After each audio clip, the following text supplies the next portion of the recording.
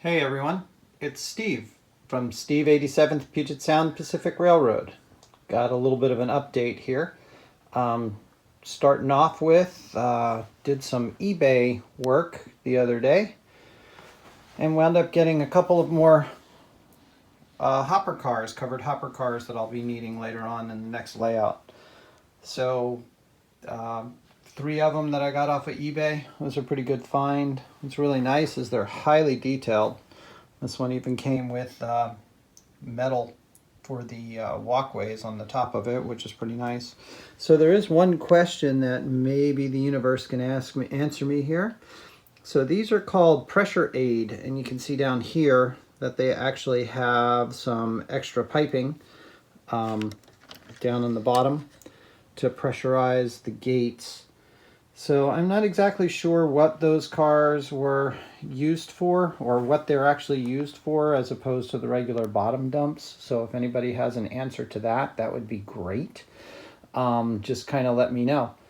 I plan to use them in just regular service as a hopper car for either feed or fertilizer or for I believe it's regular wheat and legumes that they use. A little bit of a layout update. Got some more trees in. Actually finished off most of the hill on this side with trees and sideways. Putting in some more foliage and so forth. Got the side of this hill done, and also put in the first guardrail all the way up this side of the hill. That'll be good to start to finish that off. Now I just need to go ahead and start on the other side and on the downward slope. So that's about as far as I got on my layout, but I do have some other things that I've been getting because I've been kind of going on a buying spree this time around. So we'll go and look what we got over on the table. Okay, so I spent a bit of time today doing what probably every model railroader needs to do. I actually cleaned up my room a little bit due to the fact that I couldn't find anything. Everything was all over the place. I was tripping over things. The floor was dirty. And so I was actually able to find stuff. And I was actually able to vacuum off that section of the track. Here's another one of my new toys. I'll talk about that a little bit more. And I can actually now get to my operating station. Oh my God, look at that. There's no boxes on the floor. I can actually stand in front of it. Now, I didn't quite finish everything. Still have scenic stuff that's on the layout, some scissors, some tools and things like that. But that's what I'm kind of working on right now is the scenic area. So, since there's not a lot of room over there, since all the trucks and the buildings or stuff go over there, and I just finished this area, this stuff is still sitting here. So in the next couple of days, we'll kind of move that out of the way. We'll get the freight trains out of the way so I can finish this off. Well, like I said, that's already pretty much finished. I just need to put in some telephone poles.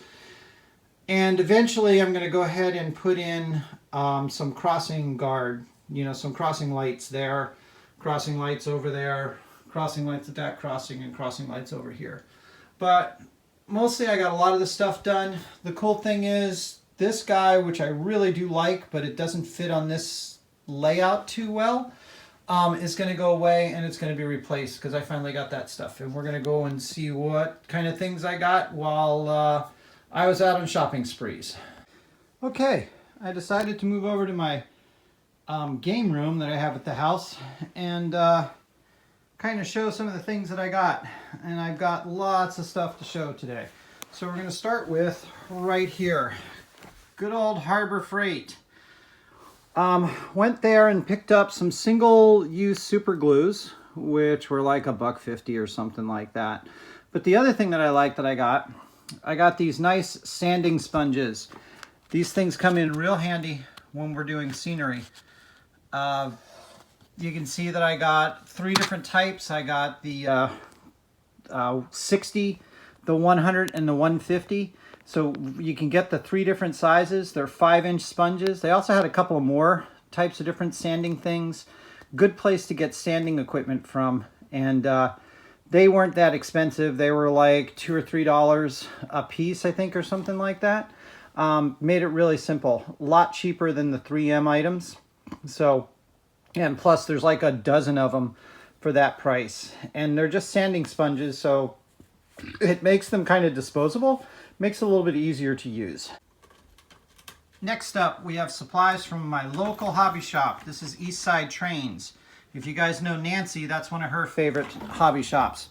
One of the cool things was, been looking for this for a little while. Got some of the Walters Cornerstone traffic lights. It's one of the ones that dangles. Yeah, some garbage containers, some parking meters. Somebody's got to pay for that main street. They also had some wheel sets on sale, some Athearn wheel sets on sale. They were like $4 for like 8 of them, so that'll do a couple of cars. And then this was reasonably cheap from J&L Design Interiors. It's a couple of toolboxes and a rolling tool chest. But the one thing that I did get, which because of listening to everybody on the internet and all the contests that you guys have and all, I was able to procure some Bragdon weathering systems. They actually had the entire set of all of the different powders for like $31.25 in the store. So I figured that was a lot cheaper than trying to get some of the littler sets. And I'm hoping I learn how to use these. And the good thing is because they're small enough and they come in their own nice little container and I can dump them out in there, that I'll be able to figure out how to use these, and then I can, you know, kind of find out what the colors are that I really like to use the most and use that for my weathering.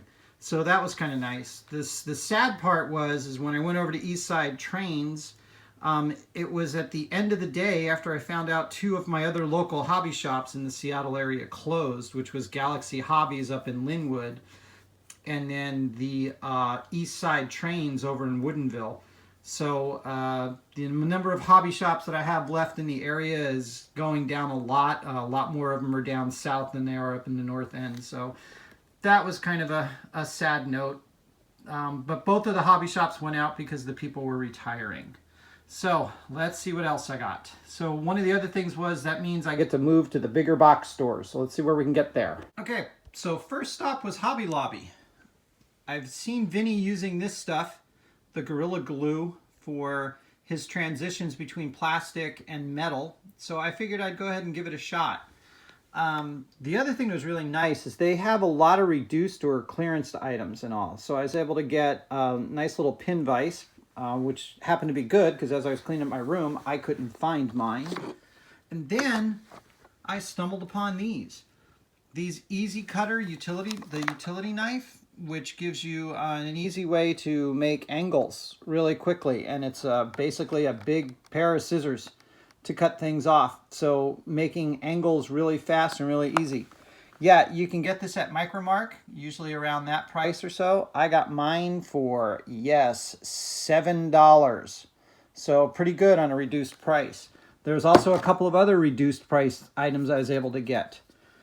Woodland Scenics water ripples. Yep, got that, $3.99. It might be old, but we'll see. And we'll see how this works, because I do have some ripples and I got to do some things. And my cat has decided to join us. Okay, one of the other things that I got, same price, was the water waves. So 2 Woodland Scenics things at a nice reduced price.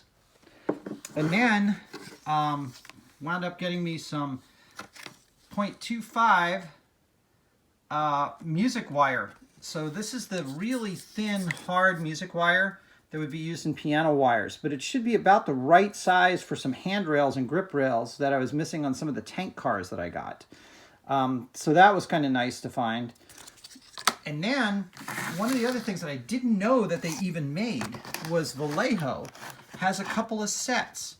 One of them is this rust and chipping set.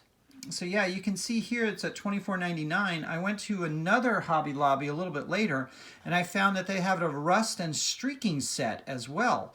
So you can see here it comes with all the different vials and a chipping medium as well as a matte varnish for the end. So that's going to be kind of nice to, as I start doing some of my weathering. I have one weathering project, real big project in mind, which is my maintenance away cars. At some point in time, I'll actually do that one probably live after I figure out how to do weathering. The cool thing was, as you can see, the price, 40% off coupon came in really nice because that was a regular priced item that I was able to get for like 14 bucks. So again, Hobby Lobby, good choice. They've got a good selection of Vallejo, especially in the armored modeling, military modeling, and so forth. So that's a good place. They also had some good airbrushes on sale for a really good price. Okay, here's my big bundle. This looks like a lot of stuff. Well, the cool thing is this all came from Michaels. The good thing is that my wife does a lot of crafting, and she gets a lot of coupons for all of her crafting supplies. But for some reason, guys don't. We don't get any coupons at all. But Michaels had a big, like, 40% off all regular priced items. Well, the good thing is they have a plastic model area, and they also have all the paints and things like that. So since I'm getting into the weathering, and plus I've got painting to do and all that kind of stuff, I got a couple of palettes for mixing and all that. I know that we've seen JC's Rip Track use something like this, more in a metal and all. But this is nice cheap plastic. It'll get me going at least. That's kind of nice. Some Testors glue. Yep, again, at 40% off, that's a pretty nice price. I like to use some of the other things, but this is specifically for clear parts and windows. So this will help, hopefully, not get some of that window junk, you know, when you steam up the windows or do over plasticking, you know, when the glue gets too much on the windows and the windows all fog up and all that. So this is for clear parts, so I'm looking forward to that. One of the other things that was kind of nice is all the wooden parts that they have. So I got some of these wooden dowels, which are just round dowels and all that, which there's quite a few of them. You can see that they're in a nice little size. I think there's a lot of things that I could use with this, between the poles that I might be putting up for fences, or even using these as log loads, or even pole loads for some of the poles that I'm going to be getting and doing. Then they also have these matchstick loads, which if you see, since I've got the lumber yard, those are going to be nice size for big size lumber. You know, they look, I haven't measured them out as to what size they are in scale, but they're probably at least 6x6, if not 8x8s. Also, they look fairly close to the same size as HO scale railroad ties, so we might be able to use those for some railroad ties, as well as just for general pieces. You can see here they're probably about 4 or 5 inches long, which makes them a nice height. The other thing that I found in the wood section was this assorted wood triangles. They also had assorted wood squares, but I decided I didn't want those. But this looks like it'll be nice to use as bases, or even use them to make small little buildings, small sheds and things like that, signs for everything. I mean, some of these signs in HO scale are just about the right size. And again, these were really inexpensive. I think they're normally like a $1.50 or $2, and then I got 40% off of all that. So, since I'm starting to get into weathering and all, I decided that I needed to upgrade some of my brushes. So I just got a cheap set of oil brushes to start with, just so that I can start experimenting. And why do I need the oil brushes? Well, for a nice little price, I got a good assortment of oils. So I'm going to try to do some of the dot oil streaking that you guys talk about, and use some of the oils to do some of my weathering. You can see here it's just a generalized one. This was about $7 or $8. While I was in Hobby Lobby, they had another cheap set of oils that was kind of a nice set too, with some of the same sort of colors and all that, for a little less money on the regular price side. Another thing that I was able to find was, which we always seem to don't have enough of, is some #1 blades. light duty blades, 15 pieces. I always try to get some of that stuff when I have a chance. This was another nice find. I know this is kind of strange. So these are ink pens. They're meant for journaling, right? For journaling notes. But let's look at these. Look at the sizes that you can go down to. You can make extremely fine lines, extremely fine details with these on some of the models and or some of the buildings that you need to do. I mean, it's 0.2 millimeters all the way up to 0.65 millimeters. When you figure that normal drafting is at about 0.35 millimeters, the one in the middle, that's what most people will normally draw with, and about 6.5 is what people usually use. When you get down to the 0.2s, that can put in some really nice details in some areas.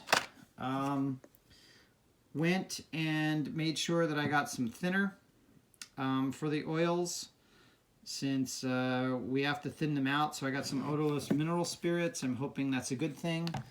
The other thing that I found, which I was really surprised at, was these Create FX acrylic washes. So I was able to find some washes that were there. So that's a hickory. And then I have what they call driftwood wash. Again, it's a nice acrylic wash. And then there's a red wash. So that says barn red wash, so I think I can use that on some of my brick buildings to kind of get a wash look on that. And then they also had, trying to figure out what this one is. Oh, it's a black wash. Okay, so this is just a regular black wash. Yeah, the bottles look a little bit messed up and all, but again, at the 40% off, they came up to be a really good price. I think this whole stack of stuff here was less than, I think, $35 when it all came and said. A couple of other things that I went and did. Dollar store buy. Nice little quick sanding block, which might be used for some easy things that I have to do on models when I just want to, you just want to find a little bit of a sanding block. This is a 4-sided sanding block that has all the different sizes on them. So that'll be nice to just use for whenever I need to. I also went out, went to my normal store and got some gloss clear coat for the bottom layers of the models to put the decals and so forth, and then came up with the flat clear coat, which everybody says once you're done you don't want it to look plasticky, so let's go ahead and flatten it out. So those were also on sale at my local store, but that's just normal things. Okay. So then I went to my local Hobbytown, USA, which they also stock a nice variety of Vallejo paints as well as some other military modeling things. And I was able to get some more washes. So this is a model wash for gray vehicles, which you already showed that I've got a bunch of gray vehicles. Also, I've got the concrete factory that some of the cars and that go and feed that will need to be, have some coloring to them. And then they also had a dark brown for what they said for light colored vehicles. When it looked kind of like a rust, so I figured I could kind of use this a little bit too for some rusted areas, or even on some track areas to bring up some of the track stuff. So those were kind of nice. Also went and got some plastic putty. I could use some of that. It's an acrylic resin. I'm going to try this to see how this putty is rather than the putty that's out of the tube, see how that works, just to find out what I can use. And then I also got another section of the chipping medium. The good thing about this Vallejo set for the rust and chipping effects, inside there is a good set of directions for the modeler on how to actually do the rust and chipping effects with airbrush colors. Okay, so it kind of goes through a step-by-step on how you should paint and what colors you should use at the time. Even though it's for a rusted out tank that was blown up, it gives you all the basics on what you need to do. This one in particular is about chipping. So I saw on JC's Rip Track that there's a number of different ways to chip. I thought about trying the Saltway, but I also said, well, let me try this because it came in the set too. I have some maintenance away vehicles that really need to be chipped out. And then finally, what I got from Hobby Lobby was I went and got some Testors ELO, the Easy Lift-Off Paint and Decal Remover. One of the things that you might notice, my railroad is Puget Sound and Pacific, which is part of the Genesee and Wyoming family, which recently was sold. But the good thing is I was able to get a bunch of the Genesee and Wyoming base type trains. So I've had to make a decal, which I've finally got the artwork done and all, and I need to get them sent out and made. So I got those the artwork finished, but all of my trains, all of those engines need to have a Puget Sound and Pacific decal put on them. So I need to try to lift off the old decals off of my Atlas engines. So I'm going to see if this will work. I'm going to experiment on some other stuff first before I go after the engines, because I don't want to take the orange finish off of the engines. So if you guys have had any luck with this or know anything about this, how good it is, if you could post something in the comments, that would be great. Or if there's some advice on how to use it easier. Okay, so that was my Hobbytown USA bundle. Last up is my haul from Midwest Model Railroad.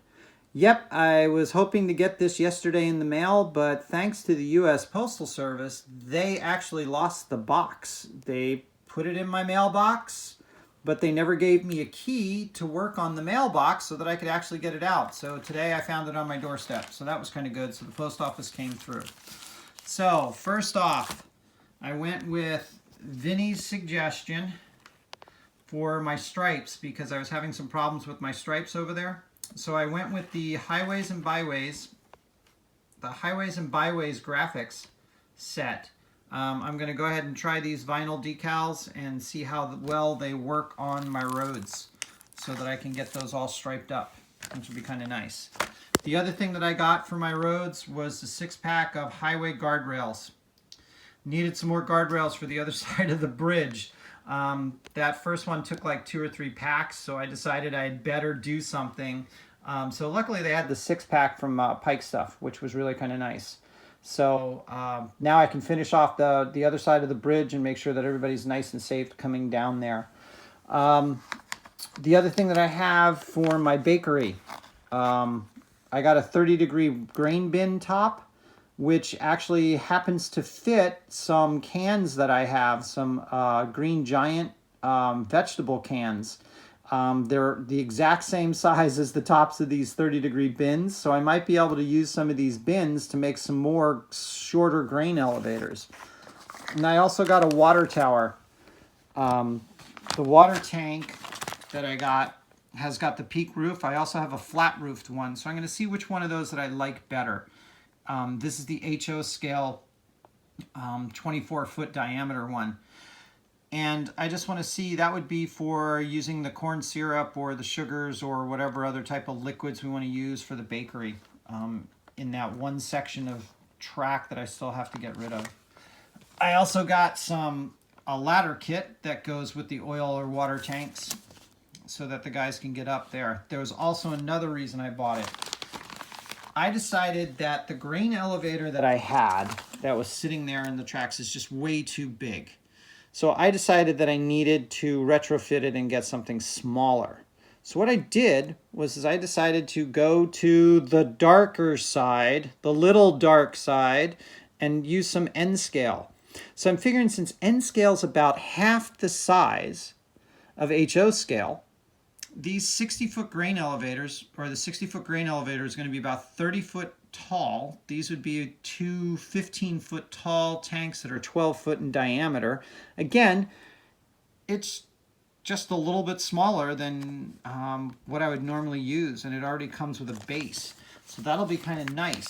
It comes in one whole kit, and I think I'm going to do that as an actual build so that you guys can see how simple these things go together. The other thing that I did was, those probably aren't going to quite be tall enough, so I got the extension kit, which will be able to bring them up at least one more ring, which is probably another 4 to 5 scale feet, which would make them just about right at about 25 to 30, about 20 scale feet high in HO scale. So that will be really nice. I think that the addition with the N gauge is going to make it really easy, and this is where we kind of scratch build a kit, but we're kind of kit bashing the kit at the same time. We're using a different scale to accomplish something that we need. Most bakeries aren't going to have a huge grain bin like you see the farmers having. They're going to have the smaller ones, but they're still going to have the grain bins for the wheats and some of the different other elements that they bring in, and that's what's coming in by rail. So I wanted something that was smaller and that would fit in that space. So that's it. That's all of the stuff that I've been going out and getting and buying.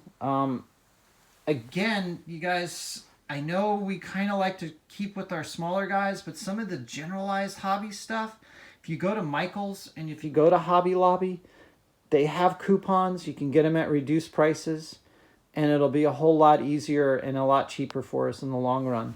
So just wanted to say thanks. This was a little update that I did, and I'm hoping to make some videos of me actually putting some of this stuff together and actually doing some weathering in the future. Okay, so other than that, you guys all have a good day, and we'll catch you again sometime. Thanks for watching. Bye now.